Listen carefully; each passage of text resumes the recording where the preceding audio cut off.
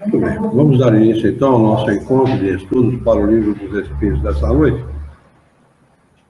Hoje é dia 14 de setembro de 2015, são 19 horas e 48 minutos, 22 graus na cidade de Jaú.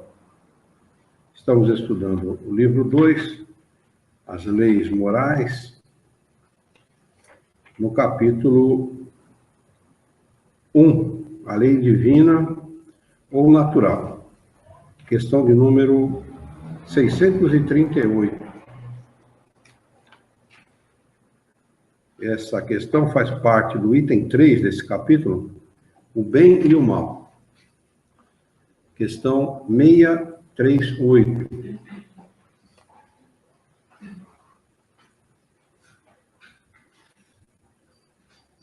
Todo mundo lá?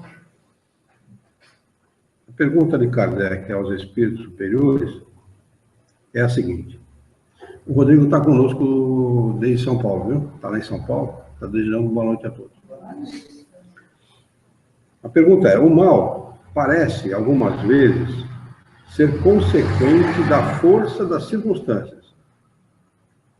Tal é, por exemplo, em certos casos, a necessidade de destruição, até mesmo do nosso semelhante. Pode-se dizer, então, que há infração à lei de Deus? Resposta dos espíritos à pergunta de Kardec é a seguinte. O mal não é menos mal por ser necessário, mas essa necessidade desaparece à medida que a alma se depura, passando de uma para outra existência. Então se torna mais culpável quando comete, porque melhor o compreende.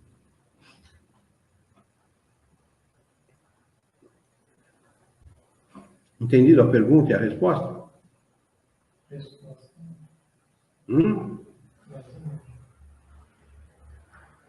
A pergunta é, o mal parece algumas vezes ser consequente da força das circunstâncias, ou seja, se é por força das circunstâncias, não é provocado por ninguém. Não é isso? Ele não foi provocado por alguma pessoa. Ele está acima da vontade daqueles que o vivem, não é? Ele diz, tal é, por exemplo, em certos casos, a necessidade de destruição. Até mesmo do nosso semelhante. Um terremoto, um maremoto, um vendaval. Né? Isso destrói até o homem, o próprio homem. Né? E ninguém está acima dessas forças. Né? Essas forças são superiores ao próprio homem. E ele pergunta ainda, pode-se dizer, então, que há infração à lei de Deus, ou seja, que nisto que ocorre, que nós costumamos chamar de mal, que é a destruição das coisas e do próprio homem, há uma infração à lei de Deus? Resposta. O mal não é menos mal por ser necessário. Ele não diz que há infração, né? Mas ele diz que no nosso tipo de planeta, essa circunstância, esse mal circunstancial, é um mal necessário. E por que é o mal necessário? Mudança? Fazer mudança? Primeiro, para renovação. No nosso mundo, a destruição, muitas vezes, significa renovação. Não é? A árvore no outono perde uma boa parte das suas folhas e renasce na primavera revigorada. Não é? É um exemplo, não é? De um mal necessário. Mal. Se é que se pode chamar mal isso, né? Mas outros exemplos por exemplo, no caso da destruição de uma cidade e da reconstrução dela. Por exemplo, por um cataclismo, ou por um fenômeno meteorológico, qualquer coisa assim. Né? A cidade não renasce muito melhor do que ela era? Normalmente é o que acontece. Mais planejada, a arquitetura mais moderna e etc. Não é? Da alta temperatura também tem a ver? Não, esse é um fenômeno gerado pela própria ação do homem, né? O homem aquece o planeta pelo uso dos combustíveis fósseis, né? Eleva-se a temperatura, e essa temperatura global elevada faz com que as geleiras...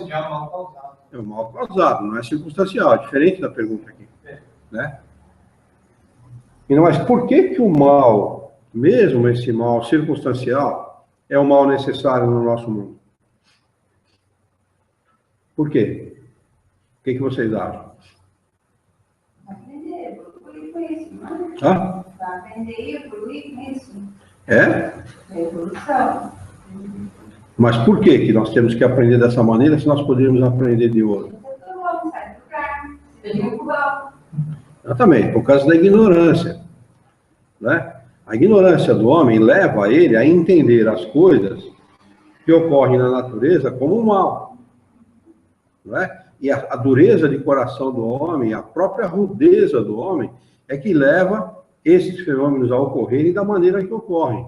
No mundo mais depurado, onde os espíritos são mais elevados, mais depurados, isso não ocorre.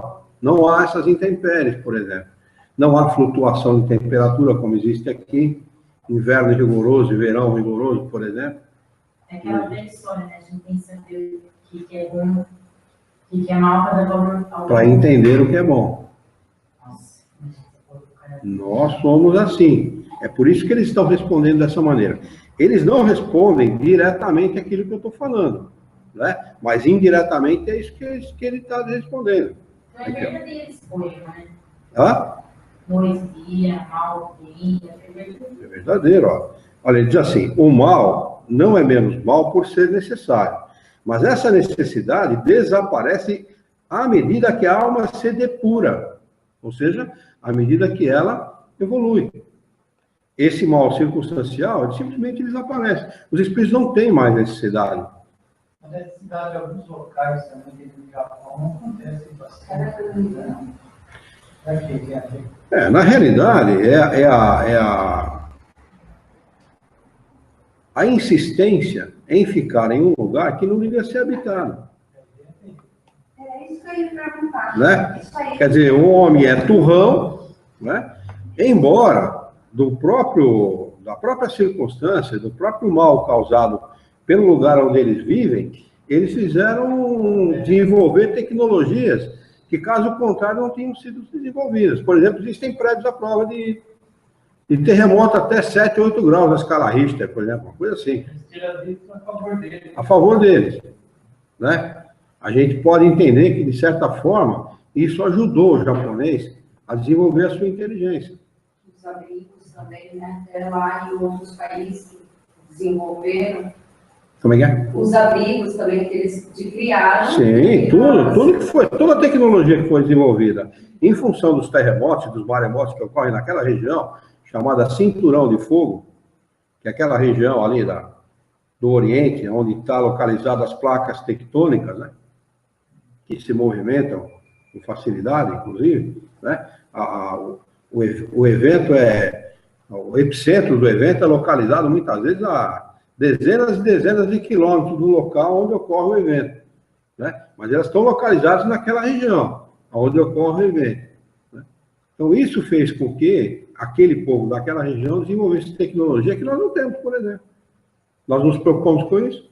Aqui vê o vento mais forte. Né? Se vier o vento mais forte, leva o telhado embora, como aconteceu aí em Toiskoi, né?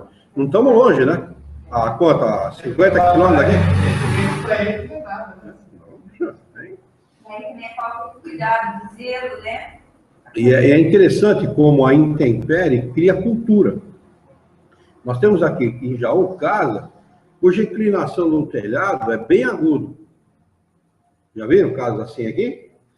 Essas casas a gente vê com mais facilidade no sul do país. Menos no sudeste e mais no sul. Do sul do Paraná para lá, Santa Catarina, Rio Grande do Sul, você vê muito isso. Que é da cultura alemã, da cultura europeia.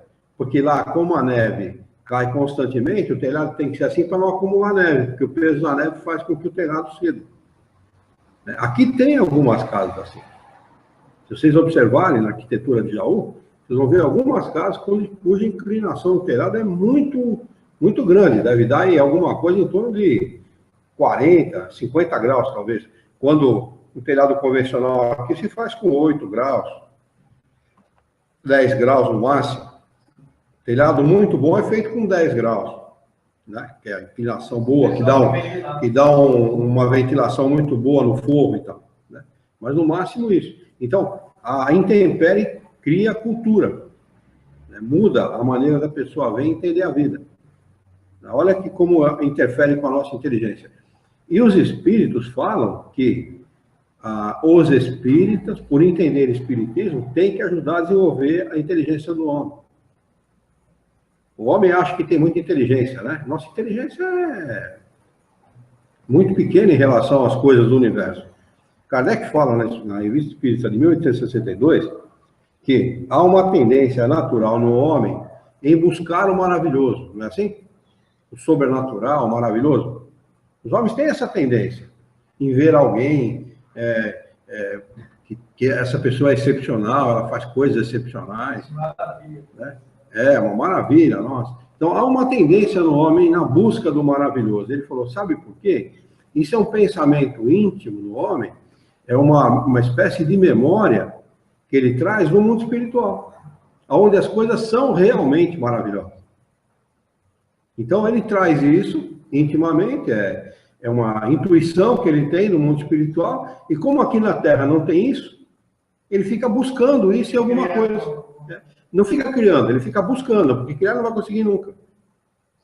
Não é interessante isso? Fica fantasiando. Por isso que aí você vê surgir aí revistas como Superman, Homem-Aranha, Mulher Maravilha, esse tipo de coisa, onde o homem projeta no personagem criado aquilo que ele conhece, que ele intimamente sabe que existe, porém ele não sabe como definir aquilo. Ele acha que é fruto da imaginação dele e tal.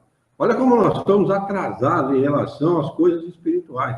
Porque o homem faz tudo que o super-homem faz, o homem não, o espírito, né? Faz tudo que o super-homem faz, que a Mulher-Aranha faz, enfim, que esses super-heróis fazem, que é voar, que é esse tipo de coisa. Ele faz isso naturalmente. No mundo espiritual, ele faz isso naturalmente. No entretanto, como aqui na Terra ele não tem nenhuma possibilidade de fazer isso que ele tem, como que ele traz na memória dele, ele fica ou criando ou então procurando em coisas, nas coisas ou nos homens, esse tipo de situação, esse tipo de função. Maravilhoso, sobrenatural. Por isso que ele, muitas vezes, as coisas que vêm de Deus são desnaturadas por esse tipo de pensamento. Acaba se desnaturando. Elevaram Jesus à condição de Deus. Exatamente por essa razão, né? Porque se a igreja não eleva a condição de Deus, ele não seria aceito como o grande espírito que ele é. Porque um grande espírito aqui não tem significado nenhum. Tem significado Deus, né? Mas não um grande espírito, porque a maioria não sabe o que é um grande espírito, o espírito superior. Sempre achando que Jesus, filho de Deus, filho único, papapá. Para que o senhor falou, não me chocou, aceitei de boa. Então, mas muita gente se choca, viu? Não me chocou. Teve uma médica aqui que, ó, vazou. Uma médica que frequentava aqui que, ó... Sabe que é mais lógico? É claro. Mas é porque atingiu o entendimento, né? Mas a médica falou para mim, quando eu expliquei isso para ela, falou, mãe, eu pensava que vocês respeitavam Jesus. Vai. Pelo contrário, o devido valor que ele tem. Na realidade, ele tinha um corpo igual ao nosso, com necessidades fisiológicas exatamente iguais às nossas. As nossas. Ele não era um ser excepcional do ponto de vista do corpo. Do ponto de vista do corpo, ele se ligava à natureza animal da mesma maneira que nós nos ligamos. Ele só era diferente na essência. Na essência, ele era um espírito superior. Mas pelo corpo, ele era exatamente igual a gente. E ela não aceitou isso. Quer dizer, na hora ela não respondeu nada e tal, mas depois ela não aceitou. Então, a cabeça religiosa, né, não está preparada para aceitar esse tipo de coisa. Tem gente que vem aqui que pergunta assim, o Espírito Santo não engravidou Maria mesmo e tal. Tem gente que já está nessa fase ainda, infantil, né, do pensamento de que a Maria Jesus era fruto do Espírito Santo, né? O Espírito Santo engravida, é verdade? Brincadeira, lá fora tá cheio. Tem gente que acha que é assim mesmo e tal. Eu nem arrisco falar o contrário disso lá. Não. Tem gente que se você falar, você periga de criar um problema sério. Né? Eu não falo, não. Eu tinha uma dúvida, não tem uma coalição, mas é que cada pergunta que faça, essa dúvida vai aumentando na minha cabeça. Eu não vou mais esperar. O Livro dos Espíritos foi escrito em 1857, é isso? Ele foi editado a 18 de abril de 1857. Kardec teve contato com o Espiritismo mais ou menos por volta de 1850, aproximadamente. E ele que colocou essa ideia libertadora do Espiritismo no mundo. Não, absolutamente. O trabalho não é dele, dos Espíritos. Os Espíritos passou para ele. Os Espíritos, ele começou a inquirir os Espíritos nesse período de 52, 53, 54 até 58, ele foi fazendo perguntas aos Espíritos. Ele foi convidado para uma reunião na casa de uma pessoa onde se realizavam sessões espíritas. É lindo do curso paciente. Eu estou fazendo essas perguntas porque às vezes eu fico pensando, nosso espírito não é muito velho. Por quê? Porque a gente está aprendendo isso. Dá uma sensação que a gente está aprendendo isso só agora. Não, você tem essa sensação. A sua irmã, por exemplo, não tem essa sensação. Eu, por exemplo, nunca tive essa sensação de ter conhecimento, de ter entrado em contato com esse assunto agora. Os termos que os espíritos usam nas perguntas, nas respostas, vai, tem 200 e poucos anos de espiritismo, é isso? 1857 para 2000, dá 43, não é isso? 43. Não, peraí, falando bobagem, né? Dá 143, né? E 57 para 1857 para 2000, dá 147 anos, né? Mais 15... Sim, 168. 168 anos. É o que tem o Espiritismo. O Espiritismo é extremamente... A gente estudou, a gente só tem 168 anos só. Não. Se ele foi fundador, como não? Não necessariamente. Não necessariamente. Não necessariamente, porque essas ideias, elas estavam nos ensinamentos de Jesus. Mas ninguém tinha refletido, ninguém tinha pesquisado. Não, é assim, os seus apóstolos não sabiam. Os apóstolos... Precisa ser investigado melhor essa história. Os apóstolos de Jesus, eles sabiam da sobrevivência da alma e da pluralidade das existências de todas as leis naturais. Jesus explicava uma por uma. Com os seus apóstolos, Jesus falava abertamente. E esses apóstolos colocaram o máximo que eles puderam no Evangelho de Jesus. Eu fico pensando assim, se foi pesquisado, confirmado, pesquisado, tirado dúvida dos espíritos, esses espíritos já sabiam sobre o espiritismo. Não é que eles sabiam sobre o espiritismo, são espíritos superiores que tiveram muitas encarnações, inclusive aqui na Terra, e que já tinham esse conhecimento. Por que eles não falaram antes? Porque isso tem que ser através da permissão do Criador. Eles falaram ao tempo de Jesus e antes de Jesus, se você pegar Sócrates, por exemplo, Sócrates, que não escreveu nada, e Platão, que depois escreveu tudo, que era discípulo de Sócrates, Sócrates falou tudo que Jesus falou. Sócrates falava de reencarnação, lei de causa e consequência, sobrevivência da alma, pluralidade das existências e tudo mais. Ele falava disso. Quer dizer, se você pegar os profetas, que viveram muito antes de Jesus, 2.000 anos, 3.000 anos, 4.000 anos antes de Jesus, eles falavam a mesma coisa. Por isso que é difícil fazer um povo que a primeira existência foi concebida catoricamente falando, você vai entender por causa da história, a gente entra na escola já aprendendo sobre o catolicismo. Na escola. Não, é porque isso é uma certa imposição. Não sei quantos mil anos para uma coisa que existe assim em poucos anos. Exatamente, mas acontece o seguinte, olha, a gente tem que considerar aqui diversos fatores. Você pegar o Evangelho de Jesus, há 2.000 anos atrás, o que era a Terra em termos de tecnologia? Ou quase nada. A pólvora, por exemplo, Era muito pouco usada. A pólvora foi descoberta pelos chineses há vários mil anos atrás. Não é isso?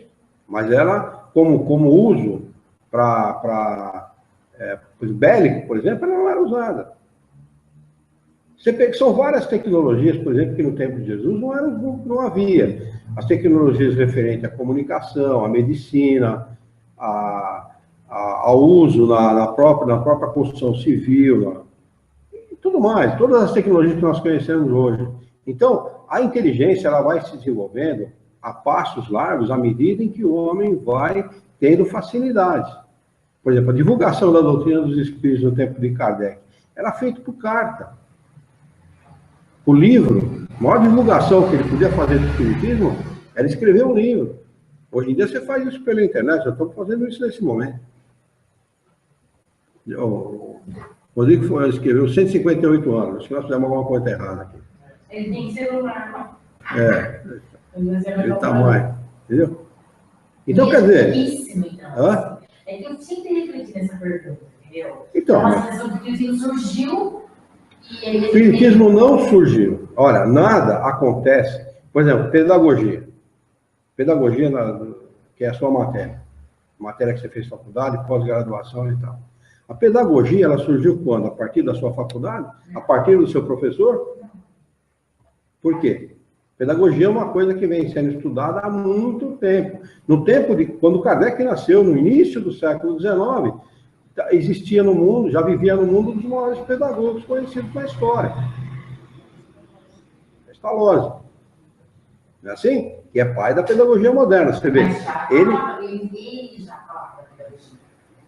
Sim, muito antes dele, você tem Comênios, você tem outros que já tratavam de pedagogia, né, há muito tempo atrás. E outros ainda, se você for fazer a reminiscência da pedagogia, você vai ver que lá atrás muita gente já se preocupava como ensinar, de que maneira ensinar, com que método ensinar. Então, uma ciência, ela não nasce do dia para a noite. Ela vem do já conhecido, do mais simples para o mais sofisticado. Então, esse é o desenvolvimento de toda a tecnologia, de todo o conhecimento, de toda a ciência. Como é que nasceu o computador? O computador nasceu por causa da guerra lá atrás, meados do século XIX, meados do século XX. Está se aprimorando agora. Hoje nós temos o computador e transmitimos o curso pela internet por conta do desenvolvimento dessas tecnologias. E com o espiritismo não é diferente. Dessas leis, se você procurar na história da humanidade, você vai ver que sempre a humanidade, de alguma maneira, se preocupou com isso. Com a sobrevivência da alma, com a comunicação dos espíritos, mediunidade e comunicabilidade dos espíritos com o homem. O homem, de maneira reservada, esotérica ou não, sempre estudou, sempre ensinou e sempre se comunicou com os espíritos. Então, mediunidade não é uma coisa inventada pelo Espiritismo. O que o Espiritismo fez foi estudar com mais profundidade e ampliar o assunto a ponto de ele ser facilmente entendido por qualquer pessoa. É isso. Fora que as épocas as pessoas eram mortas. Começasse a fazer qualquer coisa, a igreja não dá muito, né? Não dava muito. Manda até hoje. Imagina naquela época. Menos, mas hoje já dá para se encarar e falar o que você pensa. Dá, hoje você tem mais liberdade para falar. Imagina, o pessoal tinha medo. Então. Mas se fazia, viu? As pessoas estudavam, viu? Você não consegue colocar barreiras no pensamento do homem. Você pode colocar barreiras no corpo dele. Você pode dominar o corpo e colocar imposições no corpo dele, mas no pensamento, ninguém coloca entrave, entendeu? Mas eu falo que até mais escondido, mas Kardec teve coragem de ir lá e colocar. Sim, colocou, e hoje nós temos a liberdade. Se dedicou de graça aí, né? E hoje nós temos a liberdade de nos reunir numa casa livremente, a porta aberta, tudo aceso, sem precisar se esconder de ninguém, estudar a matéria sem nenhum problema, né? Quer dizer, o que vai ser da doutrina espírita daqui a 200 anos? Se o senhor não se dedicasse, eu ia não ia. Não, mas de alguma maneira vocês iam encontrar. Quem procura, acha. Quem procura, acha. Né? Essa casa, ela começou por conta da necessidade de se estudar as obras básicas, que não existiam já, entendeu? E nós não tínhamos o conhecimento, eu mesmo não tinha o conhecimento que eu tenho hoje. Foi uma questão de dedicação, de empenho, né? Com o objetivo de conhecer. Aí nós conhecemos um cara chamado Milton Felipe, que teve em Jaú, que já tinha o conhecimento da doutrina espírita como nós conhecemos hoje, e veio e nos ajudou a entender melhor. Depois ele falou que ele só abriu porque realmente ele sentiu que a casa... Sentiu que a casa é kardeciana, sempre foi. Nasceu para isso. Tem algum estudo, alguma coisa que eu possa ler? Do que você está falando? Dessa história do espiritismo. Claro, evidente que tem. Esses pensadores, eu sei que é, porque eu estudei na faculdade. Os pensadores os pedagogos, os pensadores têm. Se você procura Sócrates, Platão. Já estudei na faculdade, falando assim, da história do espiritismo. A história do espiritismo você acha em muitos lugares. Em muitos lugares. Inclusive tem uma bela biografia que a mãe me deu de presente. Você me deu de presente aquele livro, né? Aquele lá, a biografia de Kardec. Kardec é a biografia? Então, ela me deu o Dia dos Pais, só que está no criado mundo dela. Ela se apoderou do livro. Mas é uma biografia muito boa de Kardec. Tem várias biografias dele que contam isso. E ele mesmo fala. Pega o livro. Ele é citado como pedagogo. Ele era muito respeitado na pedagogia. Não, na pedagogia francesa.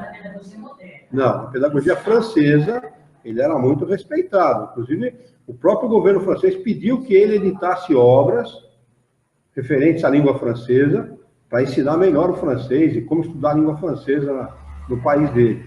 Tá? Ele era muito respeitado. É professor Rivail, o nome dele. E você, no livro Obras Póstumas, ele fala a respeito. Obras Póstumas tem um lugar onde ele conta como as coisas foram acontecendo. Fala. Agora, Gomes falou que o maior pedagogo da humanidade foi Jesus. Sem dúvida, e foi mesmo. E foi mesmo. A pedagogia tem que reconhecer ele. Exatamente. Na realidade, qual é o objetivo da pedagogia? Formar um educador. Formar um educador. No sentido amplo da palavra. No sentido amplo da palavra, tá bom. Mas pedagogia significa o quê?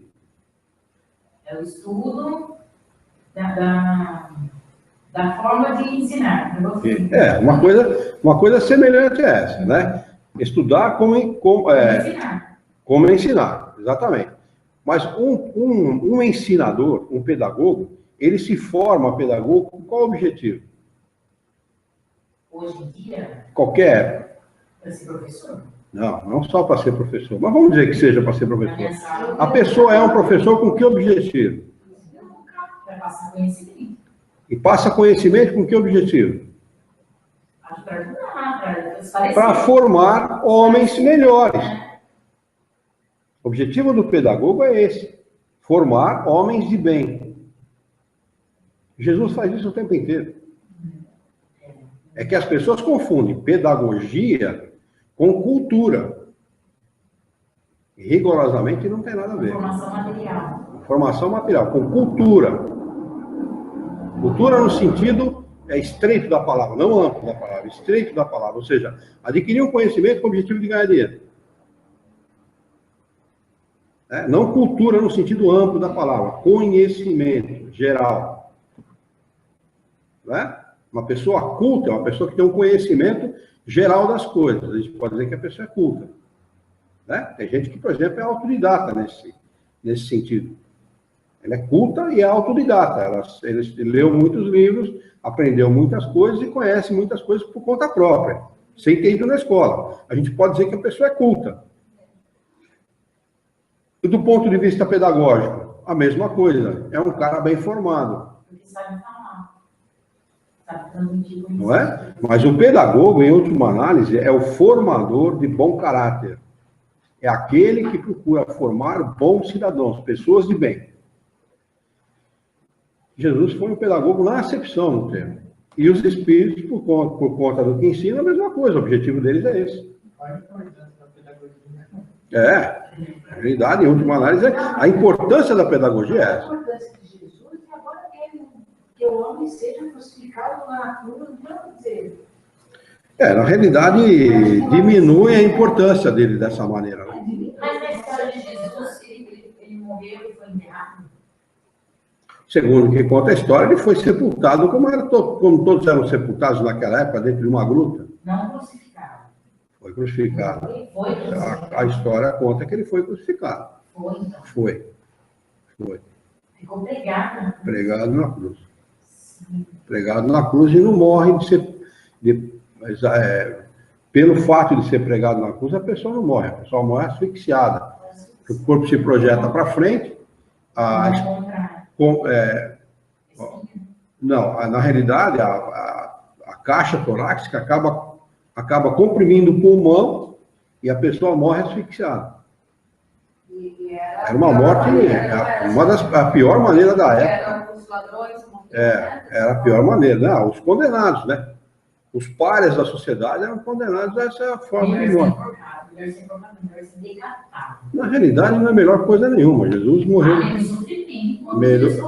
morreu daquela maneira porque ele tinha que exemplificar de alguma forma. Ele tinha que exemplificar. Na realidade, ele veio para mostrar para o homem que a morte biológica existe, sim, mas o espírito não morre jamais. Esse foi a grande mensagem dele. Sobrevivência da alma. E da sobrevivência da alma, da ideia da sobrevivência da alma, nasce toda a filosofia espírita. Toda a filosofia espírita está fundamentada em cima da sobrevivência da alma. A alma sobrevive, sim. Por que ela sobrevive? Porque ela precisa reencarnar, adquirir conhecimento, desencarnar, sobreviver outra vez, reencarnar novamente, adquirir conhecimento, até ela se tornar um espírito superior. Então, o grande dogma da doutrina espírita, no sentido de fundamento, não no sentido de imposição de fé. O grande dogma é a reencarnação. E o grande fundamento é a sobrevivência da alma. Né? Mas vamos lá. Seguindo, ficou bom para você? Tá. Então, só continuando explicando, para a gente continuar explicar, para entender aquilo que eles responderam, à medida que a alma se depura, passando de uma existência, de uma para outra existência, ou seja, à medida que ela vai se desenvolvendo, ela vai saneando o mundo, porque o mundo não evolui. Né? Nós é que atuamos no mundo, fazendo com que o mundo se torne um lugar melhor. Por exemplo, saneamento básico. A maior parte do mundo não tem saneamento básico. Né? Nós já somos privilegiados, nós temos aqui um saneamento básico muito bom. Isso significa saúde. Né? Quanto menos os rios são poluídos, mais as pessoas têm saúde. Né? Isso significa qualidade de vida, longevidade, e assim sucessivamente. O homem tem que ir saneando o mundo, melhorando, aparando as arestas do mundo, deixando de poluir. Quando o homem conseguir fazer isso, ele vai tornar o mundo um lugar melhor, para espíritos melhores.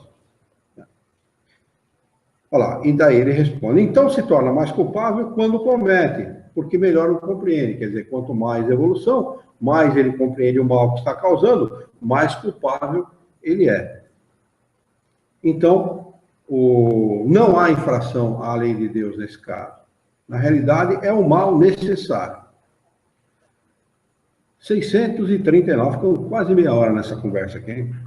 639. O mal que se comete não resulta frequentemente da posição que os outros nos colocaram.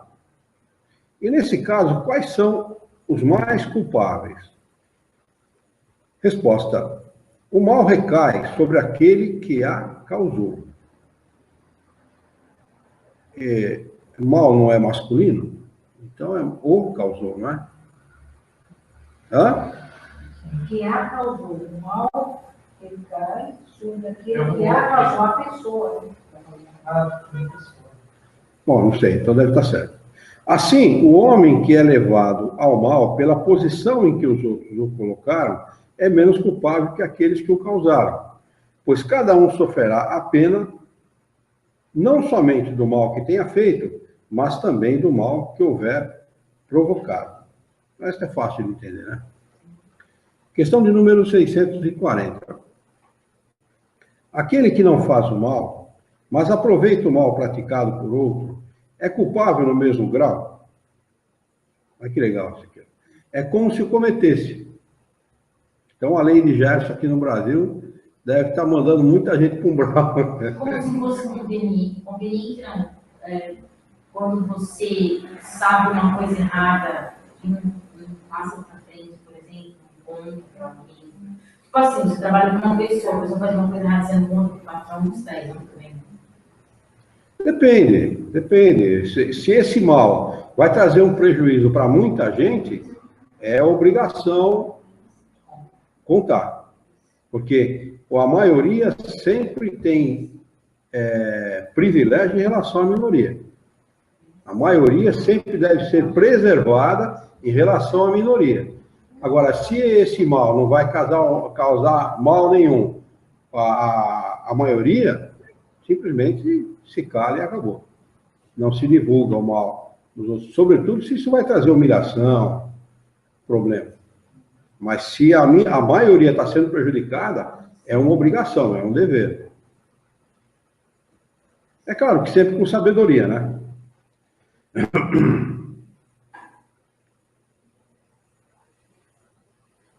Questão de número 600... já lemos, né? Ele responde, é como se cometesse. Ao aproveitá-lo, torna-se participante dele. Coautor, né?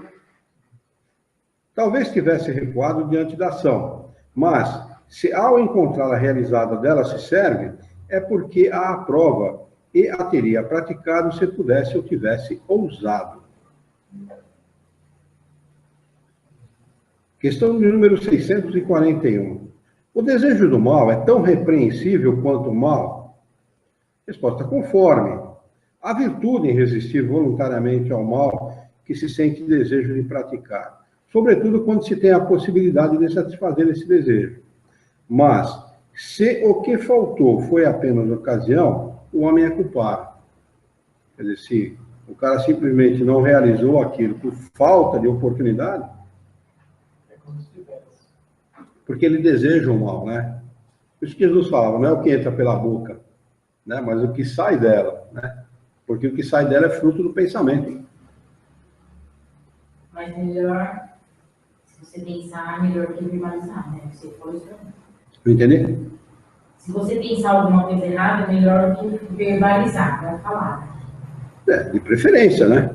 Mas aqui, no caso, está se tratando do ato em si. Às vezes você pode pensar, desejar fazer, mas não fazer, mesmo tendo a oportunidade. Aí você resistiu ao mal, você venceu ele. Agora, se você não cometeu aquilo simplesmente por falta de oportunidade, a culpa é a mesma. A mesma coisa que tivesse feito. E esse de tirar o proveito de uma situação que já pior ainda. Teria a capacidade pior ainda. De fazer. Esse é o problema do nosso país. Esse é o problema do Brasil. Esse é o problema do Brasil. Aqui no Brasil, as pessoas são tão irresponsáveis, mas tão irresponsáveis, que votam no candidato da moda. Não é verdade? Eu estava passando aqui na praça de cima, em Jaú, em frente à Igreja Matriz. Quem estava discursando ali, 1987, 88? Fernando Collor de Mello. Não, Fernando Collor de Mello não tinha vindo antes.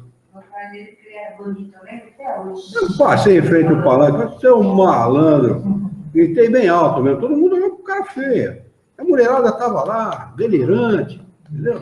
Na escola, até a gente falava como ele era saudável, né, por praticar esporte, falava que ia ter condições melhores de governar, vida ativa. De fato, o último roubo dele deu 20 milhões de reais. Ele comprou até uma Maserati, não sei, uma coisa assim. Né? Quer dizer, as pessoas chegam ao ponto de votar no candidato da moda. Tal é a irresponsabilidade do povo. Né? É um mal coletivo. Quer dizer, poxa, eu vou votar no candidato do povo? Peraí, esse cara vai dirigir minha vida por 4 anos.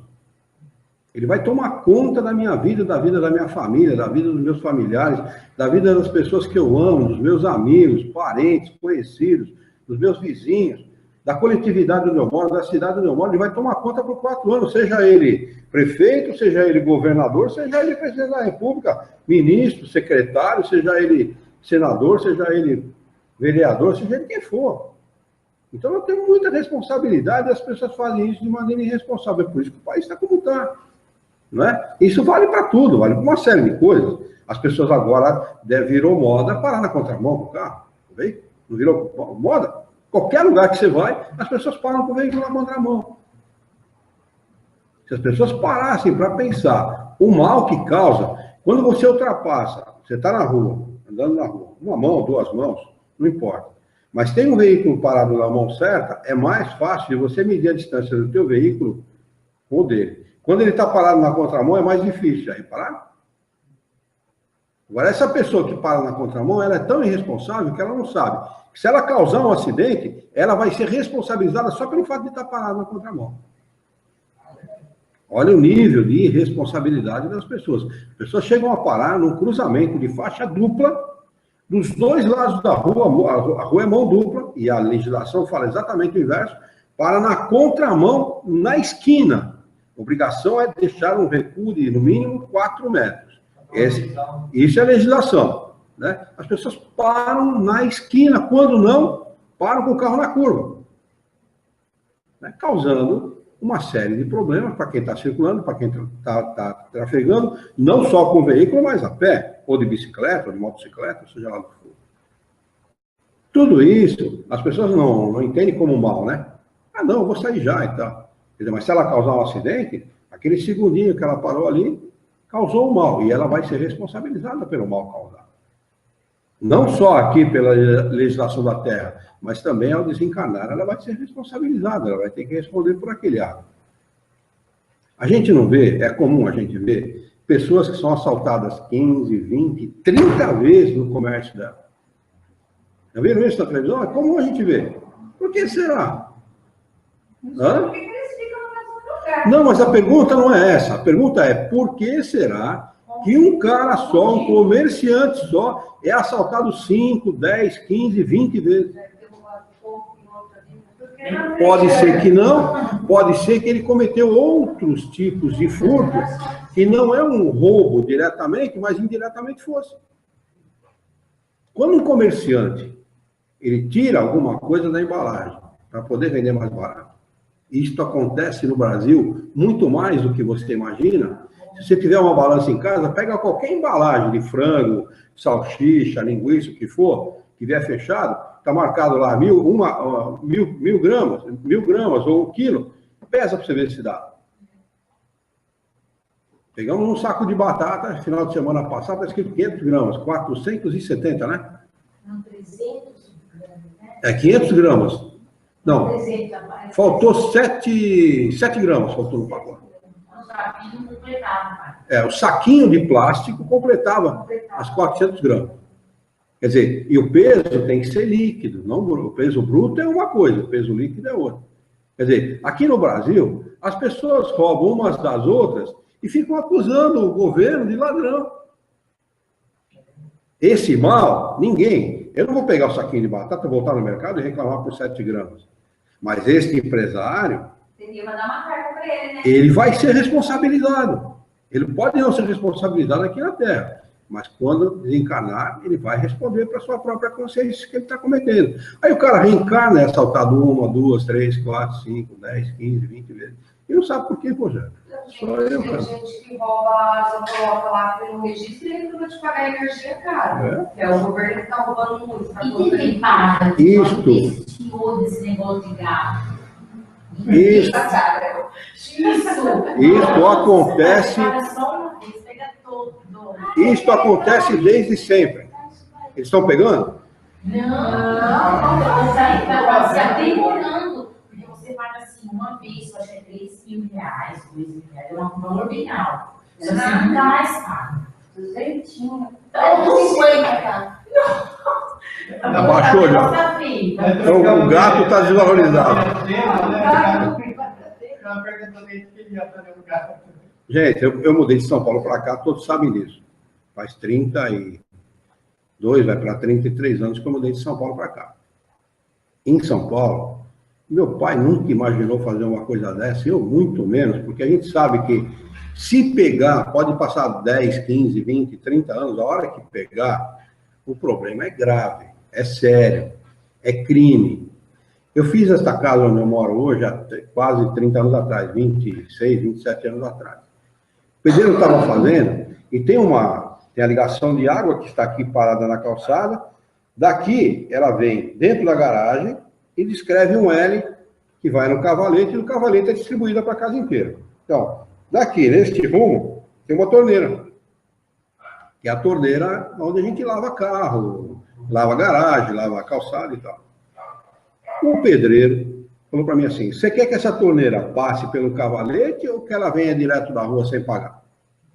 Eu falei, como? Ele ficou estarrecido. Não, essa torneira aí pode deixar sem passar pelo cavalete. Eu falei, nada disso, rapaz, vai no cavalete e depois você volta aqui. De jeito nenhum. Como uma coisa dessa? Quer dizer, uma coisa que eu poderia ter feito, quanto eu teria economizado ao longo de quase 30 anos? Não, pode ser que eu teria perdido. Mas perdido moralmente, né? Esse é o problema. Essa é a grande perda, que as pessoas não fazem conta. Ninguém se preocupa. Uma vez, Fábio, depois eu comentei com você o nome da pessoa. Minha mãe já sabe dessa história, eu não comentei com você. Uma vez, um marido, namorei, esse negócio moderno, de uma amiga minha, chegou para mim e falou assim, putz, seu pai é o cara mais chato que eu conheço, porém também é o mais honesto. Falei, pois, ele não tem mais valor, não. Eu falei, sim, velho. Uma pessoa que mora no nosso bairro. No Brasil, ser chato, ser honesto é ser chato. Fazer o quê? Não é visto com bons olhos, né? Paciência, fazer o quê? Eu estou me lixando para quem pensa assim. Estou preocupado, viu? Então, vamos lá. Vamos dar prosseguimento aqui ao nosso estudo. Questão de número 642, é isso? É, né?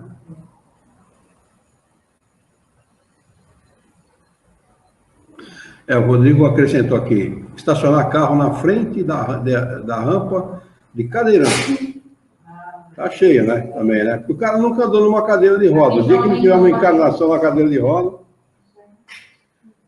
o pior de tudo não é nada. O pior de tudo é o sujeito policial, civil, parar na vaga de deficiente e quase dar um tiro no deficiente, porque o deficiente foi reclamar. Isso que é o pior. 642. Será suficiente não fazer o mal para ser agradável a Deus e assegurar uma situação futura? Resposta: não. É preciso fazer o bem no limite das próprias forças, pois cada um responderá por todo o mal que tiver ocorrido por causa do bem que deixou de fazer. Essa daqui é um porrete. Um bem-estar na vida espiritual. Basta não fazer o mal para assegurar o bem-estar na vida espiritual? Absolutamente. A gente, olha, o espírita muito mais que os outros, viu? O espírita tem conhecimento, ele tem o dever de passar esse conhecimento. Dever. Mas todo mundo tem alguma coisa boa para fazer o sofrimento. Claro, evidente. Mas eu estou falando do nosso. Estou transferindo a coisa para o nosso quintal. Não é isso? Nós temos, a maioria das pessoas que frequentam o centro espírita não querem se comprometer. A maioria não querem compromisso. Simplesmente. Vamos lá. Questão de número 643. Há pessoas que, por sua posição, não têm possibilidades de fazer o bem? Alguém que ocupa algum cargo, alguma coisa, por alguma razão, por alguma circunstância, ela pode estar numa condição que ela não tenha condição de fazer o bem? Resposta: não há ninguém que não possa fazer o bem. Somente o egoísta não encontra jamais a ocasião de praticá-lo. É suficiente estar em relação com outros homens para se fazer o bem. Está vendo o porquê da nossa vida em sociedade? Exatamente por essa razão. Aí fala, pô, mas eu vou ter que dar dinheiro para todo mundo? Absolutamente, dê bons exemplos. Não precisa mais do que isso.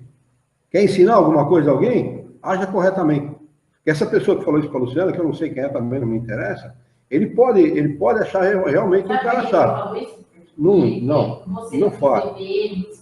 Tá bom, tudo bem, não precisa nem falar, não precisa nem comentar. Mas o fato é o seguinte, ele recebeu um bom exemplo, não recebeu? Ele pode achar tudo o que ele quiser, mas ele não pode negar o fato em si, não é? E cada dia... Você veio como elogio ou não? Hã? Veio como elogio? Falou? É porque a situação que estava se apresentando ali veio porque ele estava na casa de um casal de amigo e o uso de papel.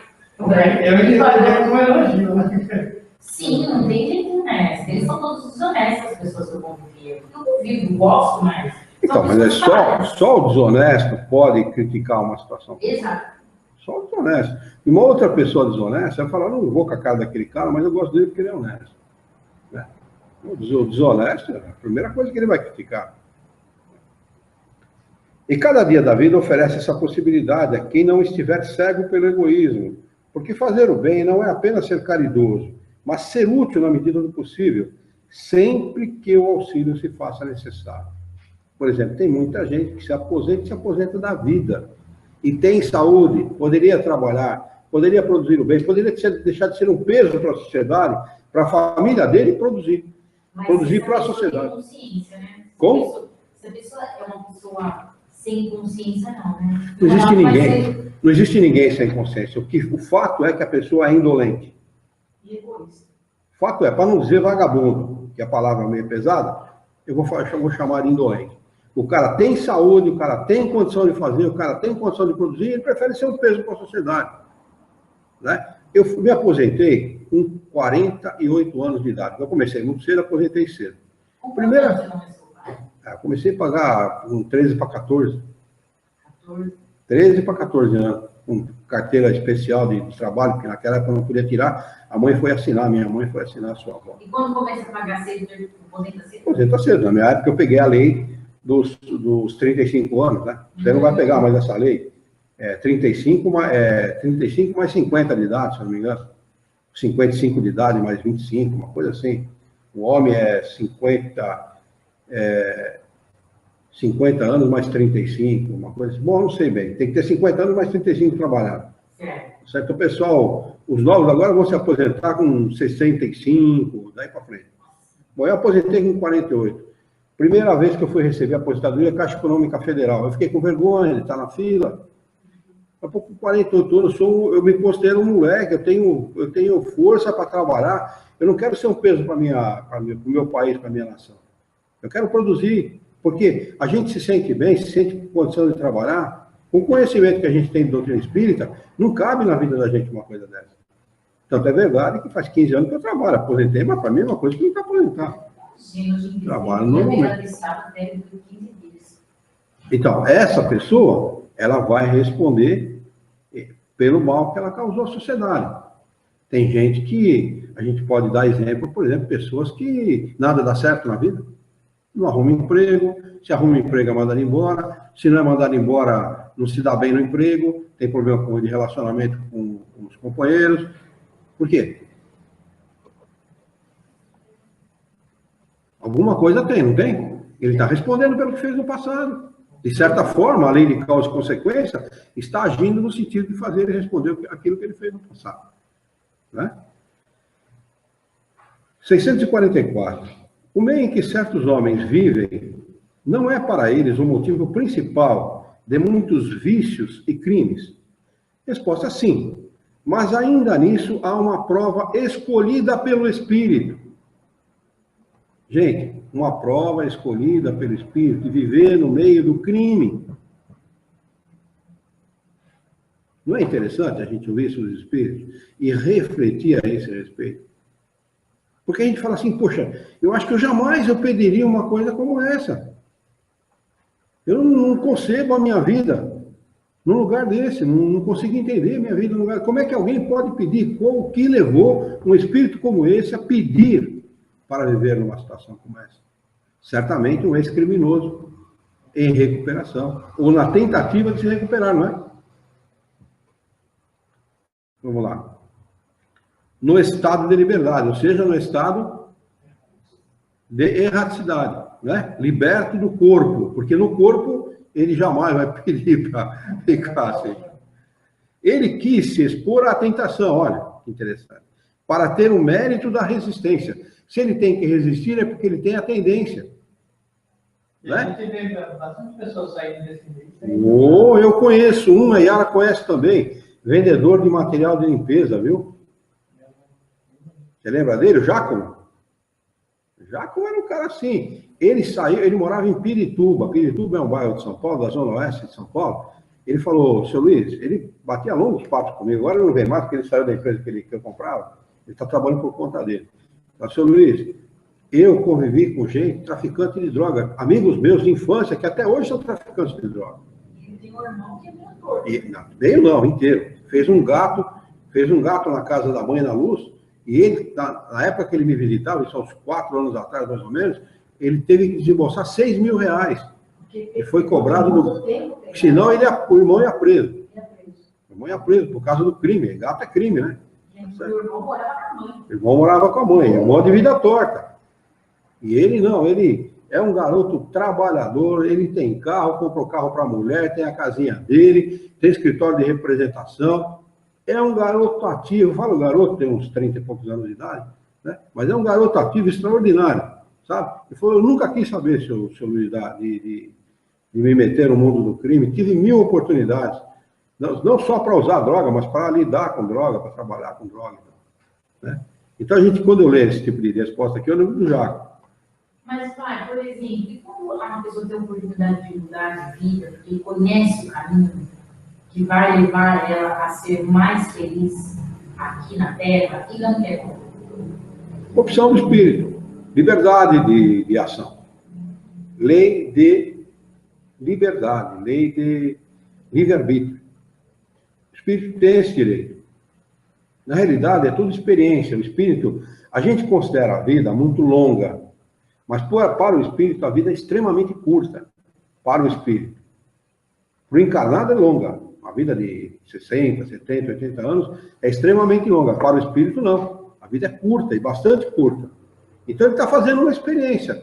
Ele vem aqui e faz a experiência, retorna para o mundo espiritual, fica em estado de erraticidade, que é o período entre uma encarnação e outra. Ele está num interstício entre uma e outra. Ele não vai deixar de reencarnar. No momento ele vai ter que reencarnar. Então ele fica nesse período pensando no que ele fez, analisando outras encarnações, analisando a última encarnação, o que ele fez de certo, o que ele fez de errado, que ele causou prejuízo, a infelicidade que ele vive, e vendo os outros que são mais felizes do que ele, companheiros, colegas de escola, ex-amigos, familiares, que estão bem na frente em felicidade, em tranquilidade, em paz, na vida espiritual, e ele querendo alcançar aquela situação e percebendo que tudo o que ele fez é a causa do seu sofrimento e do fato de ele estar atrasado. O período de erraticidade, o estado de erraticidade, esse período entre uma encarnação e outra, tem exatamente essa função. Para o espírito medir o que ele tem que fazer, o que ele não pode fazer. E aí é onde ele decide a vida dele. Então ele vai falar, naquela oportunidade, quando eu estava encarnado lá, sei lá, na cidade de Jaú e tal, eu tive oportunidade para fazer isso e não fiz. Agora precisa fazer. Aí reencarna cada vez mais decidido a fazer determinadas coisas. Que é o caso do Giacomo.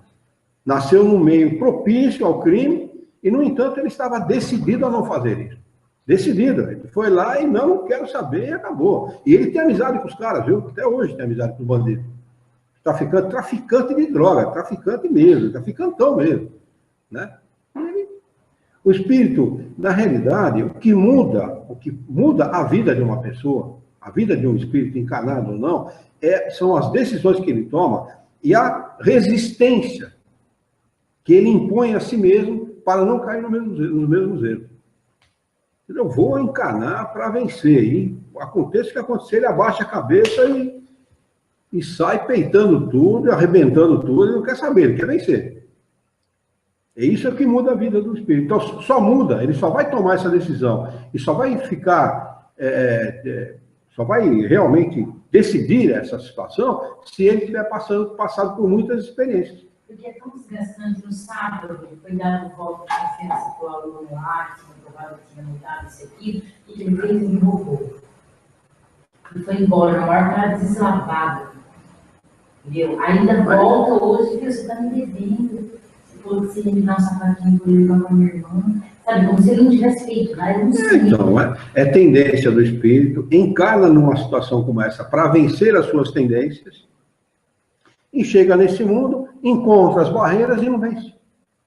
Mais uma encarnação. Mas tem mais oportunidade, porque... Qual espírito que... A gente brilhou muito.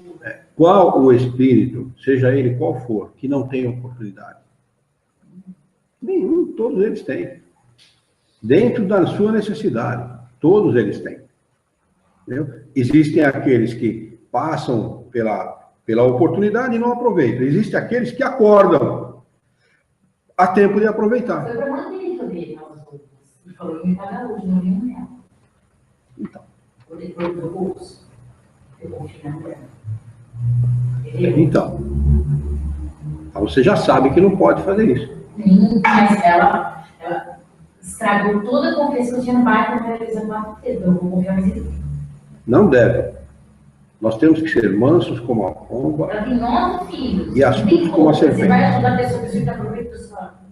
É assim, só estão nessa situação. Um espírito só está, né, só encarna numa situação como essa por necessidade evolutiva. Não tem outra maneira. Eu frequentei muita favela em São Paulo, sem lugar que realmente era uma verdadeira pocilga. Sabe o que é uma pocilga? Pocilga é o lugar onde vivem os porcos. Já viu o lugar onde vivem os porcos? É bem sujo, não é? É imundo, não é? Então, precisa falar mais alguma coisa? E eu entrei em barraco de favela, que a mulher era um barraco de favela como qualquer outro. A mulher alisou o chão com água, passou vermelhão no chão, cera vermelha e encerava o chão. Se olhava para o chão, você não falava que era terra. As prateleiras de madeira, ela pegou jornal e fez aqueles recortes no jornal, fica aquele bonequinho, aquelas coisas, colocou nas prateleiras jornal para colocar prato, para colocar mantimento, para colocar, enfim. As filhas delas, nós chegamos no barraco, todas elas banho tomado, cabelo penteadinho, bem, claro, vestidas muito modestamente, mas limpas. Ela limpa, aseada, ela falava, minhas filhas não saem dentro do barraco, não deixa sair. Meninas com 4, 5, 6 anos de idade.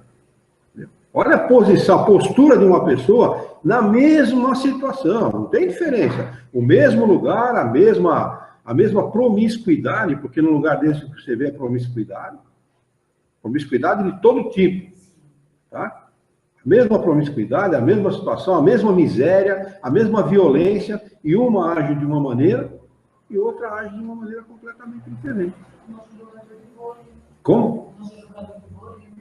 Também é um exemplo, né? O Serginho, né? O Serginho é um exemplo. Saiu no meio da marginalidade para ser um campeão mundial de vôlei. Né? Então, quer dizer, o que a gente percebe é o seguinte: nós não devemos deixar de fazer o bem, seja a quem for. Mas devemos entender que a situação daquela pessoa só está daquela maneira, só ocorre o que ocorre por necessidade do espírito. Não devemos ter pena, nem dó de ninguém. Nós devemos ter compaixão. Aí nós vamos falar, Dona, você vai deixar ali para separar? Ou vai ficar na consciência? É isso, a melhor coisa que se faz. Quando uma pessoa é má pagadora e pedir empréstimo, se você vai emprestar, não empreste, dê. Porque não vai devolver mesmo. Então, vamos lá. Questão de número 645. Quando o homem está mergulhado na atmosfera do vício, o mal não se torna para ele um arrastamento quase irresistível?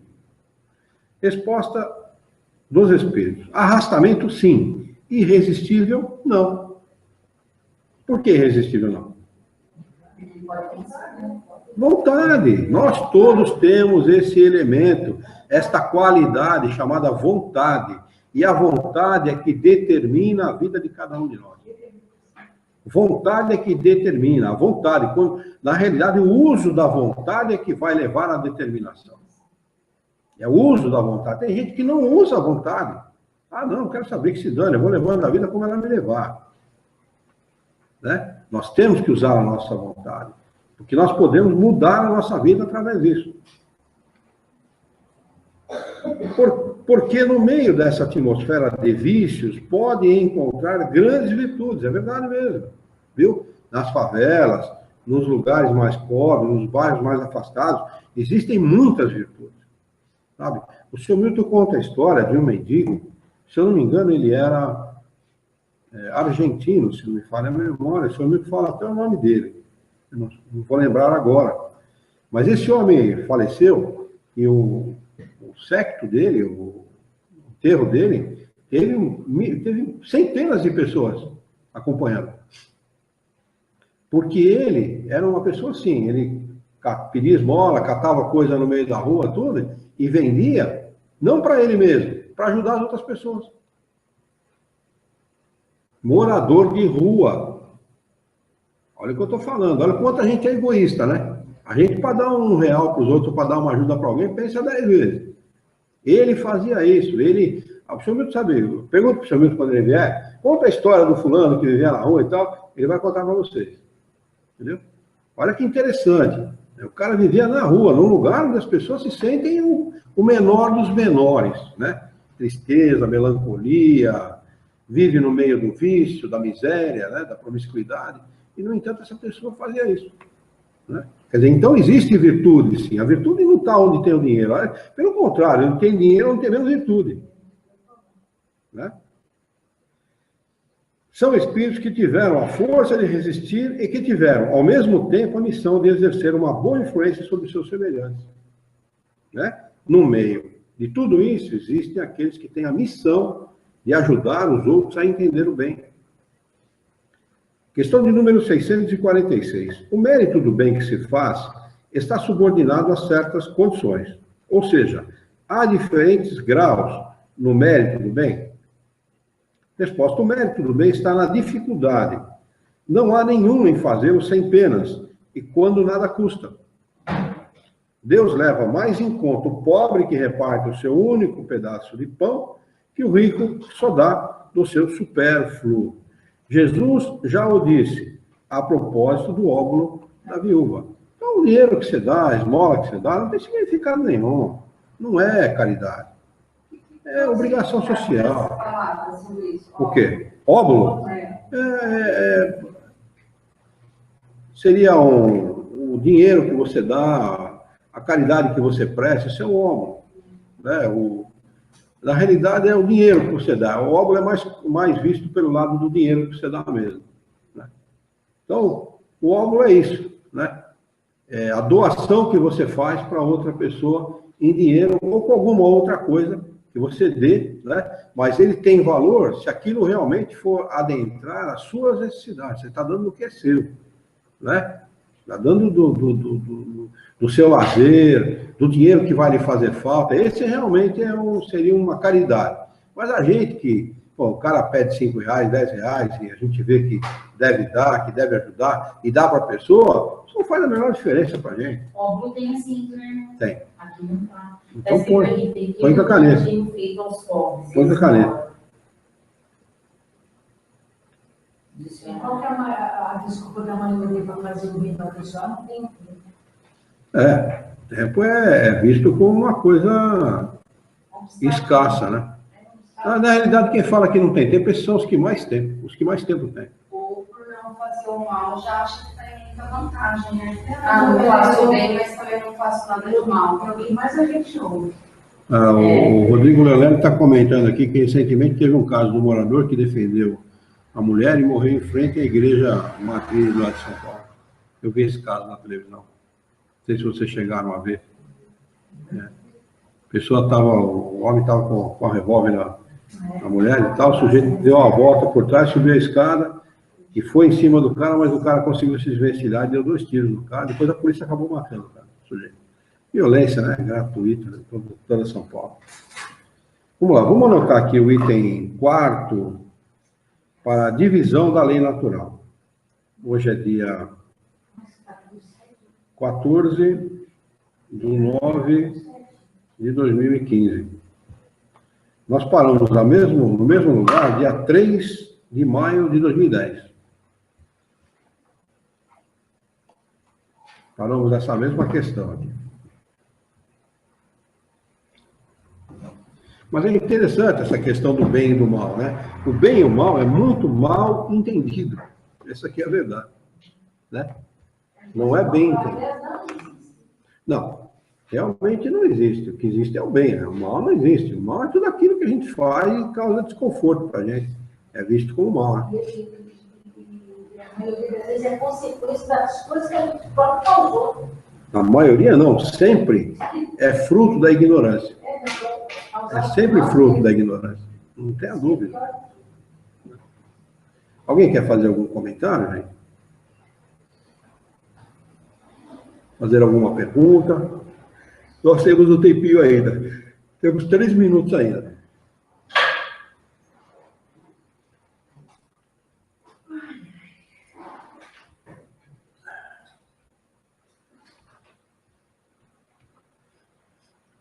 A minha mãe fala que nessa situação porque tem uma mulher lá. Mulher não presta pra nada, essas coisas.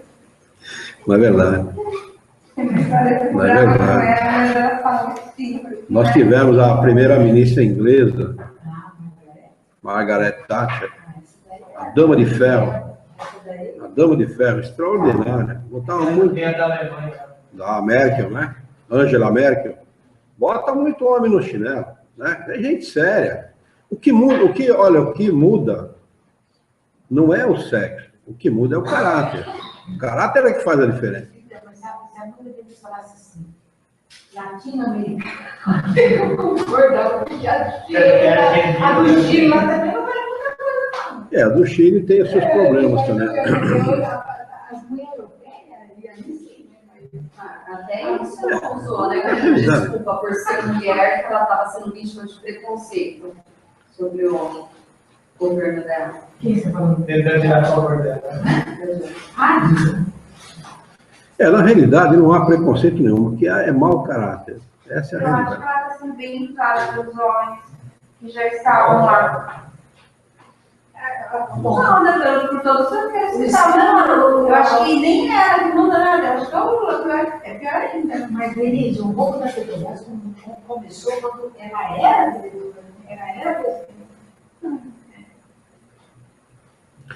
Olha, o problema é que a gente vai discutir, não vamos chegar a nenhum denominador comum, pelo simples fato de que a coisa não começa lá. A coisa começa no seio da sociedade. A coisa começa aqui. O problema somos nós. O problema é o povo. O problema é a falta de responsabilidade, de prudência do povo. Existem algumas explicações para isso. Nós ficamos aí, se a gente considerar, desde a época do início do golpe militar, um pouco antes até, e depois, até voltar à chamada democracia, porque democracia não existe, né? Até voltar aí às eleições gerais e tal, passou 30 e poucos anos. Quer dizer, você fica sem praticar uma coisa durante 30 anos, não vai saber praticar direito. Tanto é verdade que nós não tínhamos liberdade nenhuma, né? Liberdade de expressão, nenhum tipo de liberdade, né? E quando tomamos de volta a liberdade, o que aconteceu? Estamos usando a liberdade sem qualidade nenhuma. Não sabemos usar a liberdade que nós temos, né? Estamos prejudicando as nossas crianças, prejudicando os nossos jovens, né? As indústrias de bebida, as indústrias de cigarro estão dando de braçada, porque a indústria do tabaco, não sei se vocês sabem, eles estão se voltando para a criança. Eles estão querendo viciar a garotada cada vez mais cedo. E estão colocando um monte de porcariada no cigarro para viciar cada vez mais cedo a garotada. Eles estão usando agora embalagem plástica para embalar o cigarro, tá vendo? Estão usando uma embalagem especialíssima, com cores diferentes e tal, que é para atrair a molecada. Atrair a molecada. Sabor, inclusive, colocando alguns componentes e tal, para dar sabor diferente no cigarro e tal. E vendendo uma cigarra quase a R$10. E estão vendendo muito. A indústria do tabaco está ganhando mais hoje do que ganhava antes da proibição da propaganda. Viu? Estão ganhando muito mais. Então, como é que nós estamos usando essa liberdade? Da pior maneira possível. Da pior. Porque é verdade que, no tempo do militarismo foi muito ruim, porque eu vivi esse tempo, eu posso até dizer. Mas pelo menos havia disciplina, pelo menos. Pelo menos havia uma certa disciplina. Né? Hoje não há disciplina nenhuma. E não há democracia. Porque toda vez que alguém quer se manifestar, é porrete, bala de borracha, gás lacrimogêneo, não tem liberdade nenhuma de manifestação também. Você pode falar o que você quiser, escrever o que você quiser, e vai chegar um tempo que eles vão começar a proibir, inclusive, isso. O PT já tentou proibir a liberdade de imprensa, não conseguiu, mas já tentou. O Lula foi em cima, a Dilma foi em cima e não conseguiu. Né? Os caras chiaram e tal, eles recuaram. Aí tentaram outra vez, o pessoal chiou, recuou. Tentaram uma outra vez, o pessoal chiou, recuou. Mas vão chegar nisso. Porque se o PT se mantiver no poder, eles vão chegar a uma ditadura com certeza. Mas sai agora, né? Não sei. Não sai. Não sei. O senhor acha que, eu estava conversando esse tempo atrás, que eu não me ligo muito a nome, essas coisas, mas que os companheiro dele lá, que ajudou até agora por debaixo do pano, o que o senhor acha que é capaz de invadir, dar uma retomada e ajudar o Lula e a Dilma? Não tenho dúvida quanto a isso, viu? Porque, na realidade, a intenção deles com o mensalão, e depois com o chamado petrolão aí, era se perpetuar no poder. O Lula, eu já ouvi dizerem que o Lula já está providenciando recursos para não ser preso.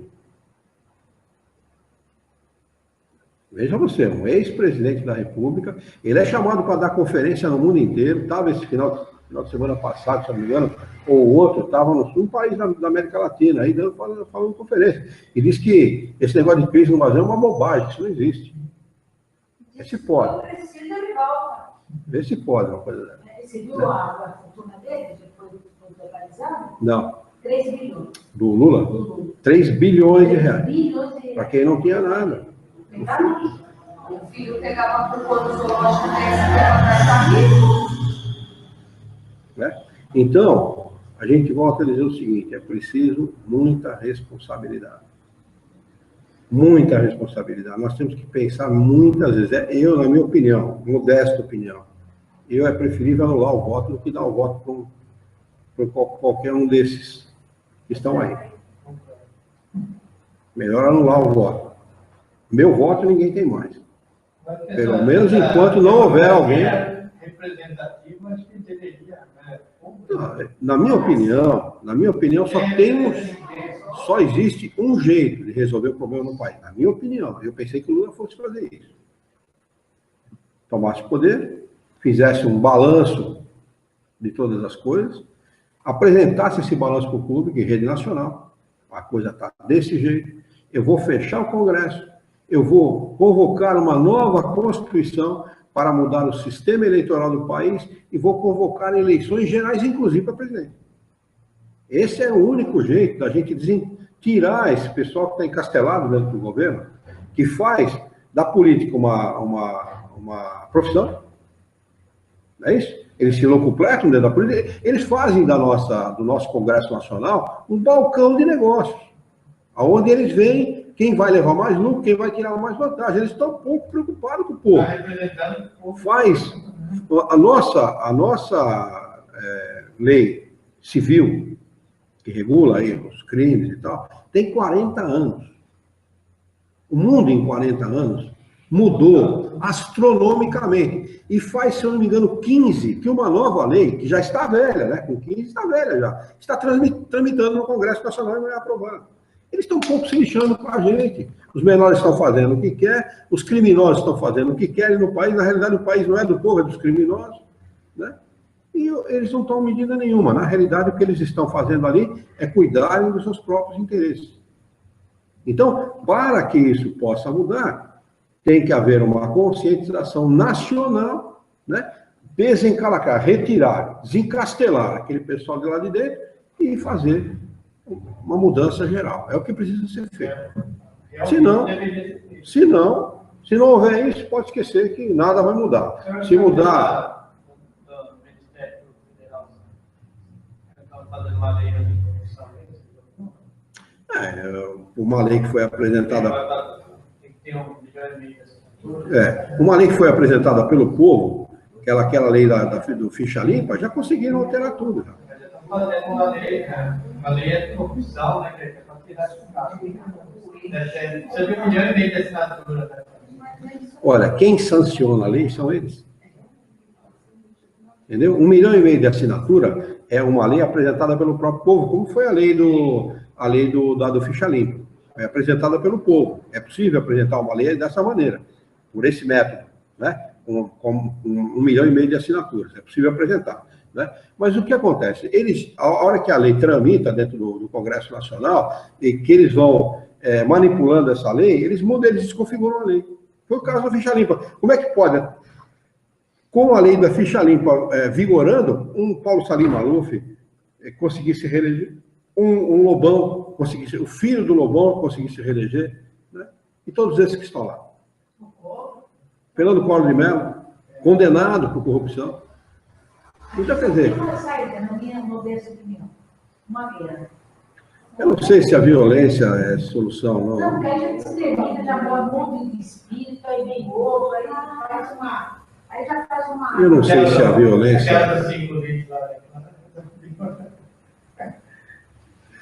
Muito bem. Vamos fazer a nossa prece, gente?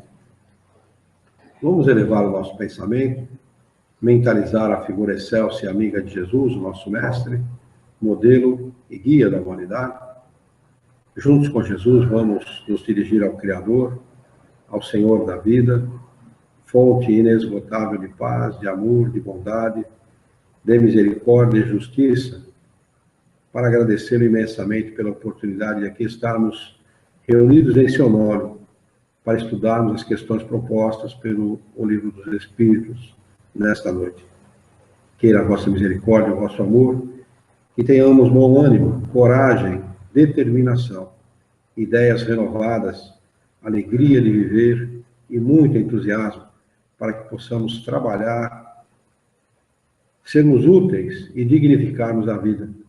E ajuda-nos ainda a honrá-la por um profundo e sincero respeito ao nosso próximo. Em teu nome, em nome de Jesus, em nome dos bons espíritos, em nome do nosso diretor espiritual e de sua equipe, e todos os encarnados e desencarnados que participaram do nosso encontro de estudos dessa noite, nós o declaramos encerrado.